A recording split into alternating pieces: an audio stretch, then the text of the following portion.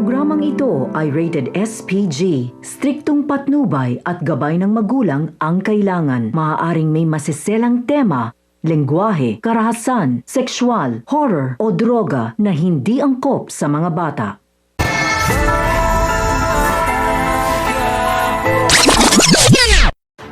Mga dapat nating abangan sa FPJ's Batang Quiapo. Patuloy na ipinaparamdam ni Ramon kay Mokang ang pag-aalaga at pagiging mabait nito sa kanya. Kaya tila unti-unti nang nanalilimutan ni Mokang itong si Tanggol. Habang si Santino naman ay sisimula na ang kanyang pangarap tungkol sa pagbabaksin, kung kaya't nang makita niya ang kanilang chairman ay ipapakilala nito si Santino sa isang boxing trainer. May engganyo naman si Santino lalo na nang malaman niyang malaki ang kikitain dito.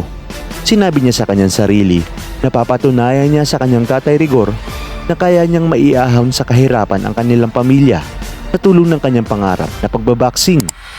Sa kabilang banda, itutuloy na ni Agustus ang kanyang planong pagpatay kina Supremo. Tatambangan nila ang sinasakyan nito hanggang ito ay sumabog, kung kaya't magkakaroon ng malakas na pagsabog matapos nila itong pagbabarilin. Kinabukasan ay babalitaan ni Amanda ang nangyari kina Supremo at alam niyang si Agustus ang may pakana nito. Galit na sasabihin ni Amanda kung gaano kahayop itong si Agustus. Sasagot naman si Agustus na dapat lang kay Supremo yun dahil siya umano ang mas karapat-dapat kay Amanda. Sa kabilang banda lalong nanggagalaiti sa galit si Bong dahil sa pagtatanggol ni Bubbles kay Tanggol.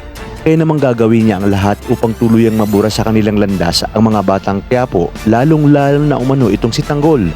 Ngunit hindi ito hahayaang mangyari ni Chip Espinas dahil alam niya ngang may patong na sa ulo itong si Tanggol. Ginawa niyang tarasi si Tanggol upang maging protektado ito. Magbabago na kaya ang desisyon ni Espinas sa oras na mapatay nga ni Tanggol itong si Bong at mapatunayan niya nga na mas mapapakinabangan niya ito kapalit ng alok ni Olga na malaking halaga para sa ulo nga ni Tanggol. Kaya naman mga kapamilya, kapit lang dahil marami pa tayong dapat abangan dito lang sa pambansang teleserye ng Sambayanan, ang FPJ's Batang Quiapo.